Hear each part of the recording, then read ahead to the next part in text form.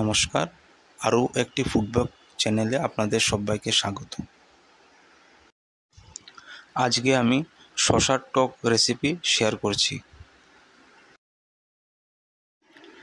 এইভাবে পুরো রেসিপিটাকে ফলো করলে শসার টক রান্না করলে পরিবারের সবাই এই টকটাকে পছন্দ করবেন।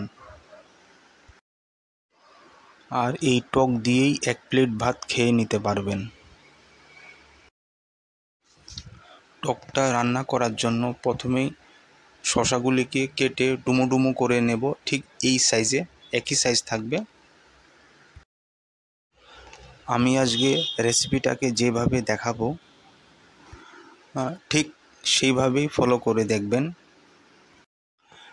টকটা খেতে ভীষণ মজাদার হবে।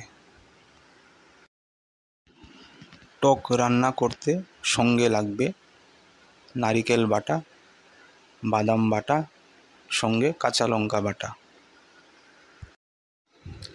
এখন একটা কড়াই নিয়ে নিই, কড়াইতে সরষের তেল দিয়ে দেব। এই টকটা সরষের তেলেই রান্না করব। তেলটা গরম হয়ে গেলে এবার ফোড়নটা দিয়ে দিই। ফোড়ন দেওয়ার জন্য লাগবে 1 চামচ জিরা। সম্বারটা ফুটতে থাকলে এখন এর মধ্যে দিয়ে দেব বাটা করা রাখা মশলাগুলি। বাটা মশলাগুলির সাথে লঙ্কার গুঁড়ো, হলুদের গুঁড়ো আর লবণ দিয়ে দেব। এখন এই মশলাটাকে 2 মিনিটের জন্য ভালোভাবে ভেজে নিতে হবে। খুব বেশি ভাজবো না। মশলাটাকে পুড়ে ফেললে কিন্তু খেতে ভালো লাগবে না, সেটা অবশ্যই খেয়াল রাখবেন। যখন এই মশলার রঙটা হালকা একটু ব্রাউন হয়ে যাবে তখন এই মশলার সাথে শসাগুলিকে ঢেলে দিতে হবে। এখন এই মশলার সাথে শসাগুলিকে ভালোভাবে মিশিয়ে নেব। মশলার সাথে শসাটাকে মিশিয়ে নেওয়ার পর 2 মিনিট পর এর মধ্যে সামান্য পরিমাণে একটু জল ঢেলে দেব। জল দিয়ে এখন এটাকে আবার একটু মিশিয়ে নেব। গ্যাসের ফ্লেমটাকে মিডিয়াম টু লো মধ্যে রেখে আরও 2 মিনিটের জন্য ভালোভাবে মশলাটাকে মিশিয়ে নেব।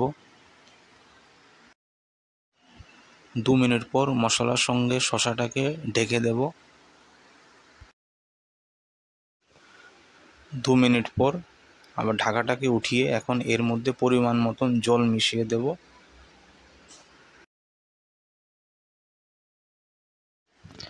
জল মিশিয়ে দেওয়ানোর পর এখন এতে ঢাকা দিয়ে দেব।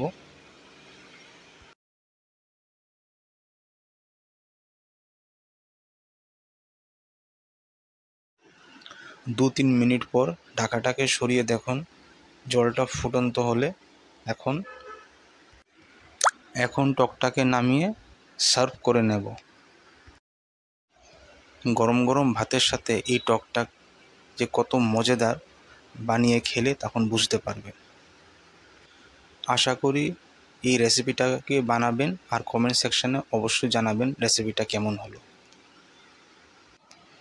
শসা দিয়ে টক রান্না যে এত স্বাদ, খেলেই বুঝতে পারবেন।